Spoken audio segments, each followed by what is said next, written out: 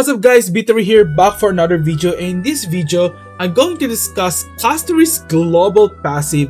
Is it bad or is it good for the future of Honkai Star Rail? So last Friday, HSR did a dev live stream discussing the second anniversary of the game, and so far in my own opinion, I think the stream did pretty well. And aside from the yapping lore stuff, they did well on discussing the upcoming things, not just for the next version, but also for the upcoming version as well, like buffing of characters, revamped 50-50 system, 5-star character shop, improved storytelling and stuff. Also, the rewards are actually better than the first. They said that this is damage control over the so-called global passive fiasco, but I don't really think so because these things are planned beforehand, and for sure they shoot this dev livestream earlier, and I think people are just way above their heads over this matter. Now, the reception for this livestream is kinda divisive. Some people liked the stream, including me, and some people didn't like it because of one thing: Castorice Global Passive. Let me explain what Castorice Global Passive is. Basically, once you own Castorice, she will be able to revive your characters once, even if she's not on the team. Crazy, right? Now, why half of the community is mad about this global passive? It is because of the precedent it will set for the future of the game, especially to the balance of the endgame contents. With this, HSR devs can make more crazy global passive like crit damage or crit rate boost, specific element damage boost, extra speed boost, and more. Especially if they added global passive on characters that might not profit. Thus, they might use global passive as a way to give FOMO to the players and make profit at least out of the characters that might not be profitable or liked by most players. But the question is, does global passive will break your account if you don't pull for characters who have it? I don't think so. Sure, global passive gives advantage on clearing endgame. For sure, they will give you a large boost.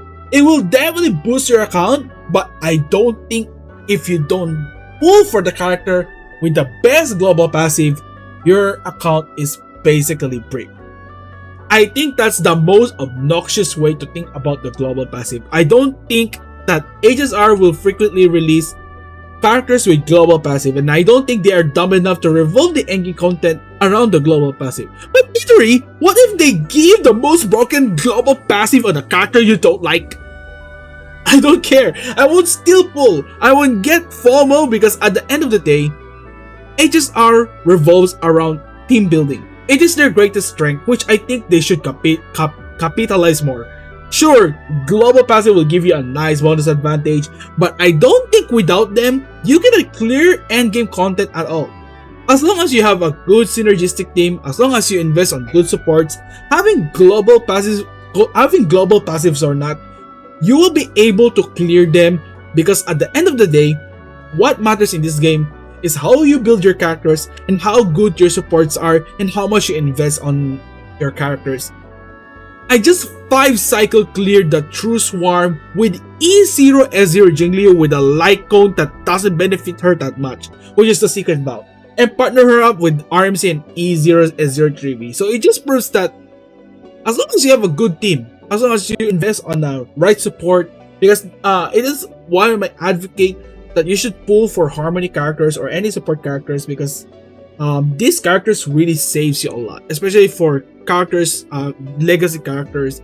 So that's one of my advocate, like this is also one of my mindsets, like I should pull for this. I think I don't really have that. I don't really have a FOMO. I think the only FOMO that I have is for the harmony characters, because these harmony characters really gives a lot of buff, really helps your account on a really large scale. That's why I don't really feel FOMO that much on any characters. I'm like, oh my god, if I don't pull my day, I think I'm screwed. No, because I think harmony characters or support characters are definitely the best way to catch up with the meta of the game. Now, about the content creators and players saying they will quit HSR because of it. Honestly, if they want to quit, then quit. I think if the game isn't really for you or fell out of love for it, I think it is time for you to quit and just find a better game. And for content creators, I don't really think uninstalling means they won't cover it. For sure, they will farm every ounce of things they can make content out of, whether it is drama or not. Honestly, let them be, because at the end of the day, content creators, content is content. Definitely, they will just make content out of everything at all, including me. Even me. I'm willing to I'm willing to make content out of everything. If I can farm, sure, why not? And I don't think HSR sales will plummet regardless of the quote-unquote global uninstalling.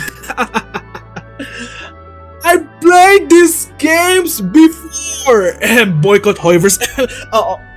I think casual players and spenders don't really mind this that much, for sure. Especially how Asian players like JP and CM players, they are just actually chill with the anniversary and the global passive thingy. And these players are their heavy hitters in spending, by the way. JP and CN, and I think Koreans also, are their heavy hitters in spending. So unless you can convince these players to quit the game, I don't think HSR will go downhill. Sure, there might be a decrease in revenue, because but I don't really think it might impact that much. Or for sure, maybe. We don't know the future. There are things that we cannot control, but it is what it is. Now, my opinion about the global passive is, I think I'm kind of optimistic about it. With Castorice, I think I can run sustainless team now and test how far I can go with it. I've been really targeting for a while now to make sustainless team, and I think global passive opens a lot of possibilities, especially in team building. Now, it is up to the devs how they will approach this global passive. I think it is a double-edged sword, because if they don't implement it properly, if they don't approach this in a good way, it can go bad. I mean, even right now, it's already bad as it is. But if they approach it properly, if they can make something good out of it, this will lead to much more possibilities and optimizations on the meta. And for sure, I don't think we will miss out a lot of characters with global passive, because we will still port for newer characters, which are them. So it is really up to the players, I guess. But if Castorice will be the only or last character to have a global passive, I don't mind, honestly. I think HSR is testing the waters here. We'll see. What do you think of Castorice global passive? Let me know in the comment section below. That's all. See ya.